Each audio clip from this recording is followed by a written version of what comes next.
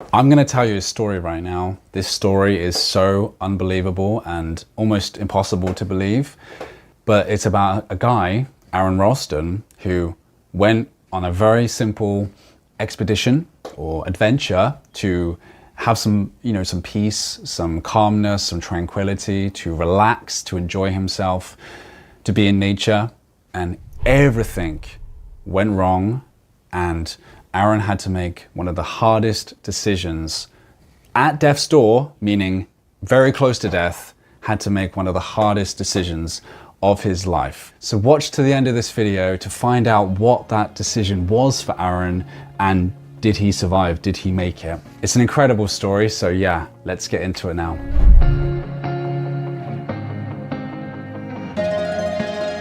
So how is this gonna work? I'm gonna tell the story right now.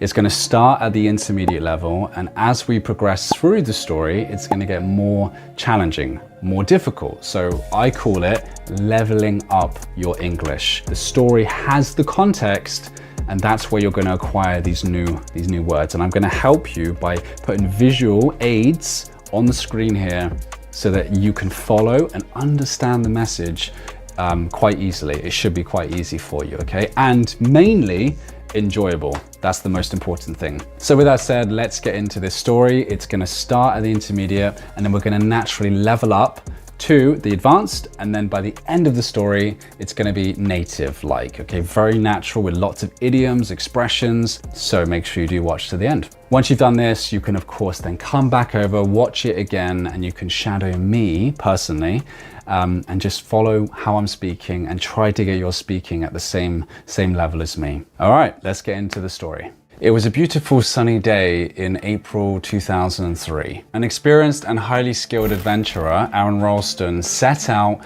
for a solo trek in the canyons of Utah, USA. This was his chance to get away from modern day life, be in nature, and actually get some solitude. In the national park lay a maze of canyons, narrow passages, and towering sandstone walls. Although slightly intimidated by the sight, Aron, as an experienced adventurer and mountaineer, was ready for the challenge ahead. Being in nature was heaven for him. Walking, sweating, and moving his body with the sun above him, and with no one to tell him what to do, this was his idea of heaven. With all those ancient rocks around him and the gorgeous blue sky above, he felt a genuine sense of peace, calm, and tranquility. Exactly what he was looking for. His backpack was light, and he only brought the bare essentials: a water bottle, a few snacks, a first aid kit, and his trusty multi-tool. He had his mobile phone on him, but he didn't need it because of such a remote location. It wasn't necessary. Confident in his ability, he hadn't told anyone, he told no one where he was or where he was going. So after a few hours of trekking, Aron decided to venture down into a very narrow section of the canyon, wedging himself carefully down each side of the wall. There was a huge boulder positioned on each side of the wall that he had to get over in order to get to the other side. As he descended down, the boulder crashed ferociously, pinning his arm against the wall with humongous force and strength. The initial shock was so overwhelming, Aron screamed out in pain, his mind racing as he realized the severity, the seriousness of this situation, of what's just happened. His whole arm was stuck under this boulder, and this boulder must have weighed a ton or two. He tugged and pulled and twisted, trying to free his arm, but nothing he did worked. His arm was completely consumed by the boulder. Aron began to panic. There was nothing he could do. There was no one to help him because he had left his phone at home and he didn't tell anyone where he was. So literally he was completely stuck on his own with no one to help. He knew he had to act really fast, otherwise he was doomed. He was basically. He was not going to get himself out of this situation. He had to think fast. Time was ticking. As each hour passed, Aron got more desperate. After using every tool that he had to his disposal, nothing was working. He tried to use his pulley system to lift him up from the rock, but there was no luck. The heat of the day was brutal and the cold at night froze him to his core. His body slowly weakening to the dehydration, and the tiny amount of food he had was starting to now dwindle. Day 1 had passed, day 2 had passed, now it was day 3, and Aaron was still battling through this ordeal. By the end of the 3rd day, Aaron's mental, physical, and emotional condition had completely worsened. He had lost all feeling in his arm, he was dying of starvation, and he was dehydrating as well. One of those things was definitely going to kill him. Hallucinations were starting to kick in, things that were not really there. One of his most visceral hallucinations was seeing himself actually escaping the canyon, thinking he had escaped, and he was now seeing his son. But this wasn't real, this was just a mirage, so to speak. He was still stuck. Aaron began recording goodbye messages for his family and friends as a final farewell. And he also scribbled his name and date on the wall, thinking that that was going to be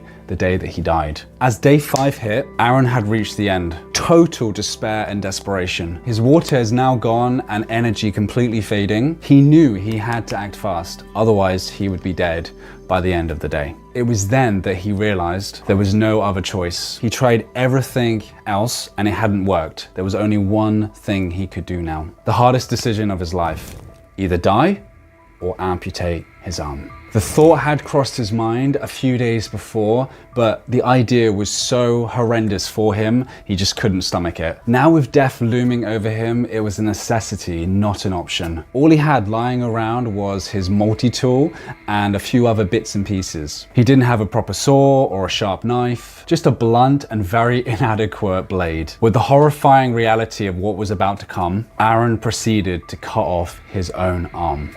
As grim as this was, it was survival. The pain was agonizing, but he had to focus on survival throughout. After what felt like an eternity, it was finally done. He had cut off his own arm. Aaron had freed himself, but the ordeal was far from over. He still had to find a way out of the canyon. His body, weakened from 5 days without food or drink, was further worsened by the trauma of having to amputate his arm. Aaron knew he couldn't stop, not even just for a second. All of this would have been in vain if he didn't get himself out. He was so determined to survive after what he had just done. The first test came immediately. The 65-foot sheer drop that he had descended days earlier with ease was now looming over him like an insurmountable challenge. Without his arm, it had become an even more impossible feat. But somehow he managed to secure himself to the rope and get himself out of the canyon. As soon as he got out, he felt the immense sun on him, the heat of the sun ricocheting off like hot daggers. Each step was a monumental effort. Every step felt like a mile because of the scorching sun above him, and his weakened body was in a world of pain. Aaron was on the verge of collapse, his body struggling to stand upright,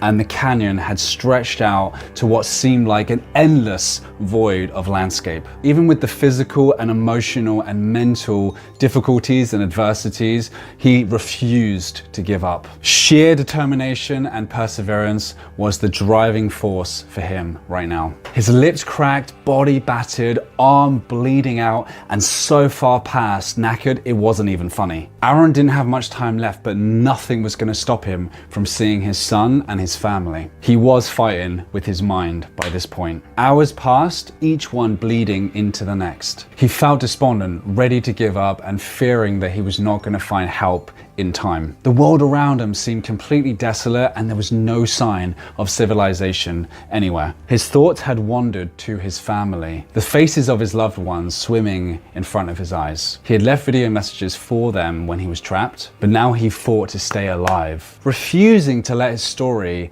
fizzle out in the heart of the desert with his deceased remains. His mind was strong, but it was slipping. Just when his mind was slipping, Aaron saw something so miraculous and incredible. Movement in the distance. At first, he thought this was a dream, like another hallucination. But as he stumbled closer, the images became less blurry and more clear. It was a family of hikers. This sight alone gave Aaron a massive zest for life, pure hope, and created a massive fire in his belly. He cried out with every bit of strength he had left. His voice was as old as a frail man though. Hoarse at first and barely audible, he kept crying out, kept shouting, and eventually they heard his cries. The family rushed down towards him, absolutely horrified by the sight. Their faces were a pure mix of shock and also concern. There was no time to waste. They offered him water, food, anything they could do to immediately help this guy, this poor guy.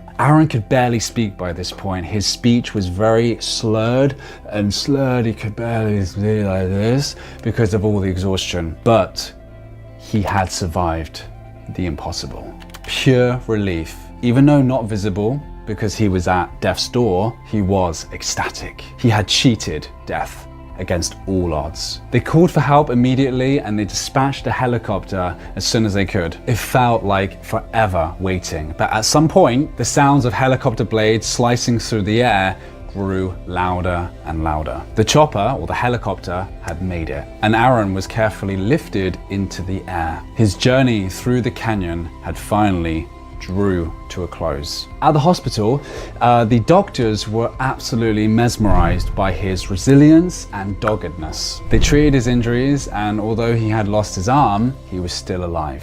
Aaron had beaten all the odds in the most extraordinary way. The fact that he had lasted so long in such a harsh environment and had taken off his arm and then having to navigate and get out of the canyon, all while severely dehydrated and exhausted and completely weak, was nothing short of miraculous. He could finally get home to see his son and his family. Aaron's life was completely changed by those 5 days in the canyon. He had triumphed not as just a survivor, but as a testament, a perfect testament of human endurance, strength, and courage. He had literally defeated the impossible. Aaron's close call with death will always serve as a reminder for him to count his blessings and never take life for granted ever again. Okay, here are a few questions just to check your knowledge. Number one, what state was the canyon in? There's a lot of states in America, but what state was it? Begins with U. Number two, how many nights was he stuck? How many nights was he stuck in the canyon? And number three, how did he amputate his arm? How did he amputate it? And last question, this is personal to you. I want you to answer this. What would you do in the same situation as Aaron? Comment down below and let me know. Comprehensible input is awesome, right? But guess what? You need to get more in every single day, and it can't just stop with one video. You have to get continuous input, which is perfect because if you check here, you can get 16 minutes of comprehensible input with another awesome story. So make sure to go check that out. And with that said, I will see you in the next video.